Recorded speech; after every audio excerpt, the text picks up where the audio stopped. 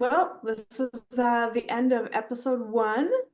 We have one last thing that we call last call, where everybody kind of talks about one of the things that really is showing up in their feeds, their interest or whatever right now. And so I'm going to go ahead and ask Kelly, what is your last call item of interest?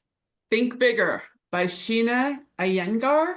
She's a blind professor at Columbia University. I heard her on a podcast, and the reason I like it, it's about creativity. And on Fraudish, I had Mark Anderson and Colton Seal talking about in this podcast here is us being creative.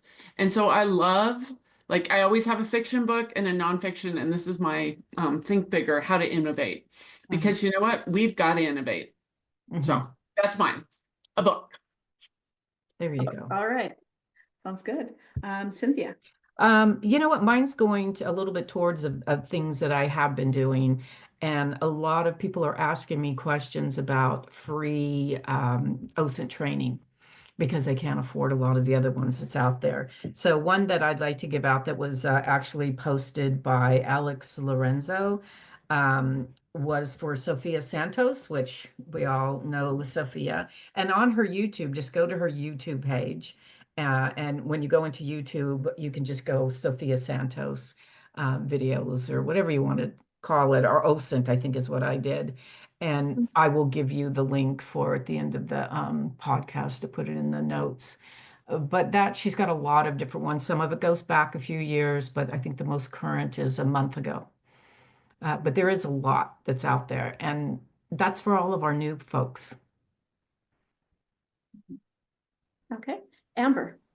So I am being the quintessential nerd, but I am diving into the use of AI in my investigations. One of the things that has changed so dramatically is just the amount and volume of data. And so it's from designing individual agents to look for specific cross-correlation of data to being able to create timelines much faster than I can as a human with my spreadsheet, because that's how I like to make my timelines. I'm using AI as that extra investigator to help me. And everyone uses it in different ways, but I realized that I had to educate myself about it. And I have other people I know that are way better than I am. But they'll never watch a podcast, so they won't hear me talking. But it's really putting that as part of my workflow. I've had to change. I had to evolve because it's thinking different. It's going outside of that norm and that comfort zone, going beyond my spreadsheet to be like, okay, how do I do this? And how do I add this into it and this? And that's been a big impact for me for the last couple months. Oh, yeah, definitely. I totally agree. My last call is going to be Operation Shamrock. That is anti-fraud, disrupting fraud organization. So if you go to operationshamrock.org, this is for the victims, the people who are wondering if something is fraud, but also anybody who wants to jump in and help defeat fraud. I'm seeing a huge uptick in fraud. Not that there needed to be an uptick because it's still a huge amount already, but I'm noticing an uptick in the last month, and it has to do with things that are happening, you know, at the sea level of our country, but also things that are, you know, like just text messages saying that you have a unpaid toll, you know, something like that. So go to operationshamrock.org and learn more about how you can help. Oh, yeah. And Erin West is the she's the founder. Innovator. Yeah. Another interesting thing about this goes to victim shaming.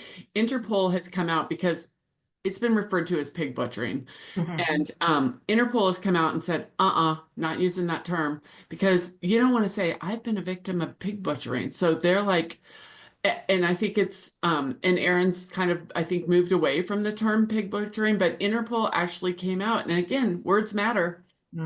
I saw a headline last week that I posted on my LinkedIn about some guy drained a nonprofit's bank account. He freaking stole. Don't call it draining. Yeah, right. Yeah. So words matter. Yes, that is fraud and it's theft.